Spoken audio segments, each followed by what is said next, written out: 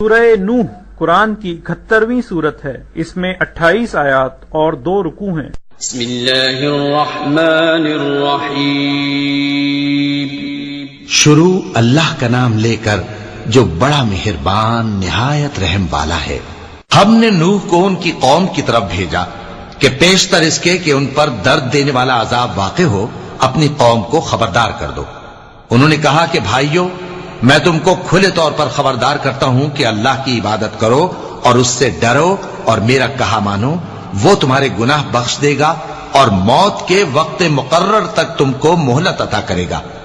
جب اللہ کا مقرر کیا ہوا وقت آ جاتا ہے تو تاخیر نہیں کی جاتی، کاش تم جانتے ہوتے۔ جب لوگوں نے نہ مانا تو نوح نے اللہ سے عرض کی کہ پروردگار، میں اپنی قوم کو رات دن بلاتا رہا، لیکن میرے بلانے سے وہ اور زیادہ گریز کرتے رہے۔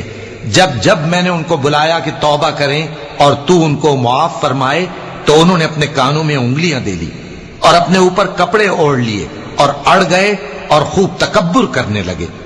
پھر میں ان کو بلند آواز سے بھی بلاتا رہا، پھر علانیہ بھی اور رازداری سے بھی سمجھاتا رہا۔ پھر میں نے کہا کہ اپنے پروردگار سے معافی مانگو کہ وہ بڑا معاف کرنے والا ہے۔ وہ تم پر آسمان سے موسلا دھار میں برسائے گا اور تمہارے مال اور بیٹوں میں اضافہ کرے گا اور تمہیں باغ عطا کرے گا اور ان میں تمہارے لیے نہریں بہا دے گا۔ تم کو کیا ہوا ہے کہ تم اللہ کی عظمت کا اعتقاد نہیں رکھتے، حالانکہ اس نے تم کو طرح طرح کی حالتوں میں پیدا کیا ہے؟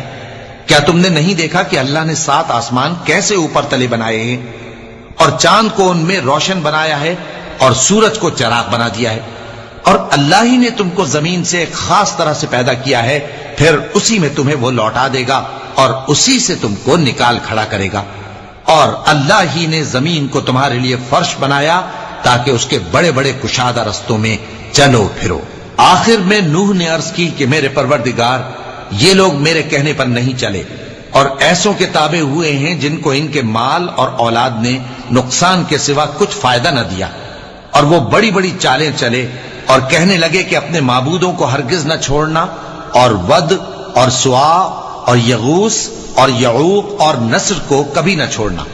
اور اے پروردگار، انہوں نے بہت لوگوں کو گمراہ کر دیا ہے اور تو ان ظالموں کو اور زیادہ گمراہ کر دے۔ آخر وہ اپنے گناہوں کے سبب پہلے غرقاب کر دیے گئے، پھر آگ میں ڈال دیے گئے، تو انہوں نے اللہ کے سوا کسی کو اپنا مددگار نہ پایا۔ اور پھر نوح نے یہ دعا کی کہ میرے پروردگار، ان کافروں میں سے کسی کو زمین پر بستہ نہ رہنے دے، اگر تو ان کو رہنے دے گا تو یہ تیرے بندوں کو گمراہ کریں گے، اور ان سے جو اولاد ہوگی وہ بھی بدکار اور ناشکری ہوگی۔ اے میرے پروردگار، مجھ کو اور میرے ماں باپ کو اور جو ایمان لا کر میرے گھر میں آئے اس کو اور تمام ایمان والے مردوں اور ایمان والی عورتوں کو معاف فرما، اور ظالم لوگوں کے لیے اور زیادہ